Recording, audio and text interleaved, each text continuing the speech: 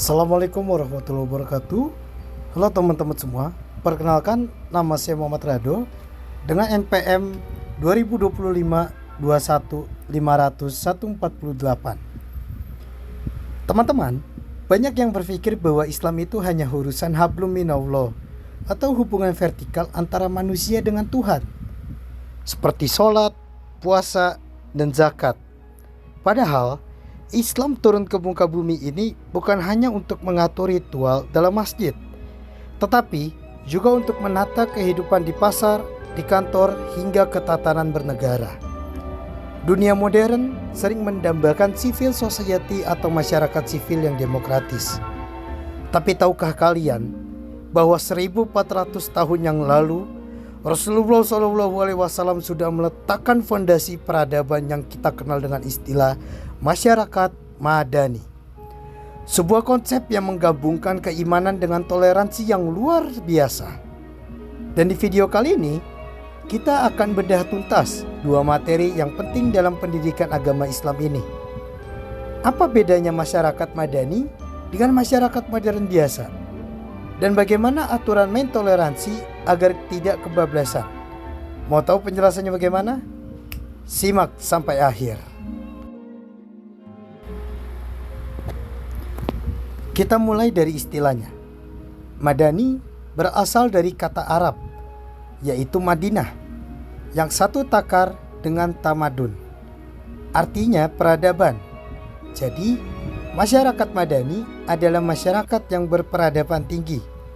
Konsep ini merujuk langsung pada masyarakat yang dibangun oleh Nabi SAW setelah hijrah dari Mekah ke Yatsrib. Kenapa Madinah saat itu dianggap istimewa?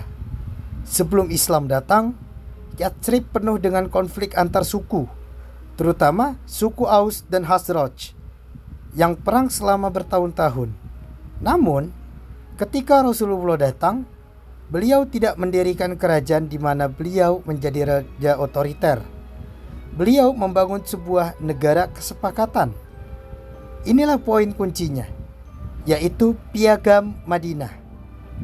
Para ahli sosiologi dunia seperti Robert N. Bellah menyebut Piagam Madinah sebagai konstitusi tertulis paling modern di zamannya. Piagam ini terdiri dari 47 pasal mengatur hubungan antara umat muslim, yaitu Muhajirin dan Ansor, kaum Yahudi, dan penganut pagan. Ada 3 karakteristik utama masyarakat Madani yang perlu kita catat. Yang pertama, egalitarianisme atau kesederajatan. Dalam Islam, feodalisme dihapus. Tidak ada tuan, tidak ada budak di mata hukum. Ingat selalu dalam firman Allah di surat Al-Hujurat ayat 13, yang berarti sesungguhnya orang-orang yang paling mulia di antara kamu dan di sisi Allah ialah orang yang paling bertakwa, bukan yang paling kaya atau yang punya jabatan. Lalu yang kedua, ada supremasi hukum atau law enforcement. Hukum berdiri di atas segalanya. Keadilan ditegakkan tanpa pandang bulu, bahkan keluarga pejabat sekalipun. Lalu yang ketiga, ada partisipasi dan musyawarah, yaitu syura, di mana masyarakat madani adalah masyarakat yang kritis dan terlibat. Keputusan politik diambil lewat musyawarah, bukan titah sepihak penguasa atau keuntungan pribadi dalam golongan. Jadi, bisa kita simpulkan, masyarakat madani adalah masyarakat yang beriman, tetapi juga menghargai pluralisme, mandiri, dan taat hukum. Nah teman-teman, masyarakat yang majemuk seperti di Madinah dulu atau di Indonesia sekarang mustahil bisa damai tanpa toleransi. Dalam bahasa Arab ini disebut tasamu, yang artinya kemudahan atau bersikap lapang dada. Tapi hati-hati, di zaman sekarang banyak yang salah kaprah mengartikan toleransi. Toleransi dalam Islam itu punya 2 sisi mata uang. Pertama adalah sisi akidah. Untuk urusan keimanan dan ritual, prinsip kita tegas. Lakum dinukum waliyadin. Untukmu agamamu dan untukku agamaku. Toleransi bukan sebagai membenarkan semua agama, bukan pula ikut-ikutan ritual ibadah agama lain, kita menghormati mereka beribadah, tetapi kita tidak mencampur adukan imam. Lalu, sisi kedua ialah sisi muamalah atau sosial. Disinilah letak keindahan iman.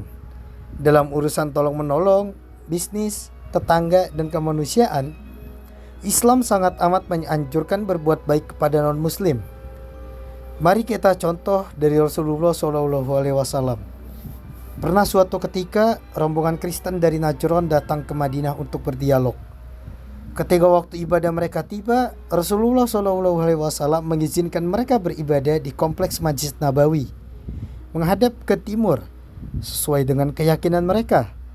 Bayangkan, sebegitu tingginya toleransi Nabi, selama itu tidak akan mengganggu akidah umat Islam.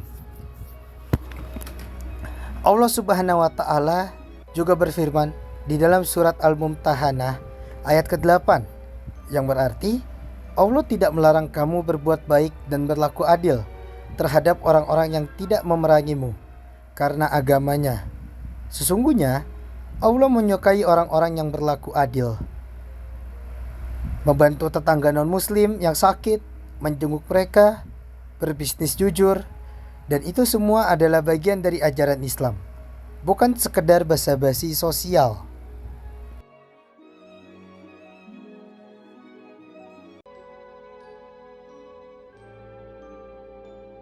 Lantas, bagaimana relevansinya dengan kita di Indonesia?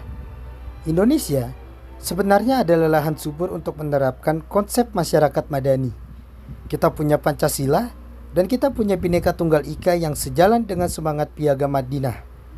Kita majemuk, kita punya hukum, dan kita masyarakat yang beragama.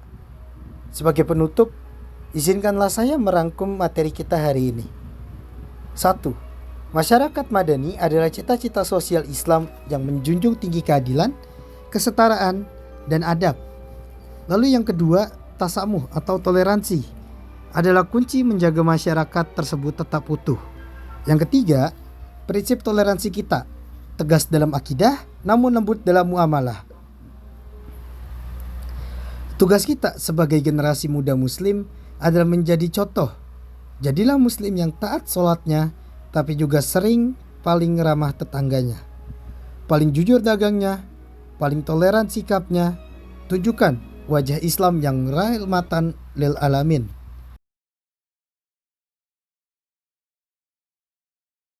Ya ayyuhan nasu inna khalaqnakum min dzakarin wa untha وجعلناكم شعوبا وقبائل لتعارفوا إن أكرمكم عند الله أتقاكم إن الله عليم خبير.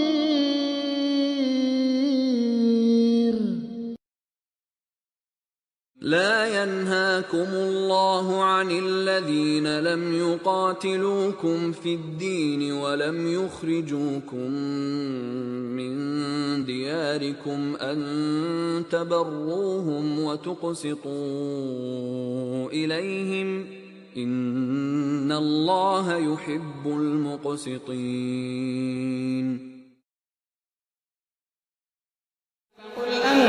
تسهرون قل لمن الأرض ومن فيها إن كنتم تعلمون سيقولون لله قل أفلا تذكرون قل من رب السماوات السبع ورب العرش العظيم سيقولون لله قل أفلا تتقون قل من بيده ملكوت كل شيء وهو يجير ولا يجار عليه إن كنتم تعلمون سيقولون لله قل فأنا تسحرون بل أتيناهم بالحق وإنهم لكاذبون فاتخذ الله من ولد وما كان معه من إله إذا لذهب كل إله بما خلق ولعلى بعضهم على بعض سبحان الله عما يصفون.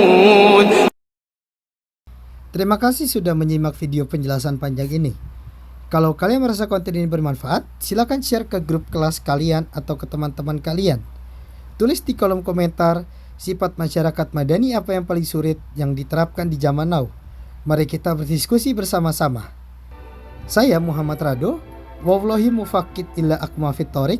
Wassalamualaikum warahmatullahi wabarakatuh.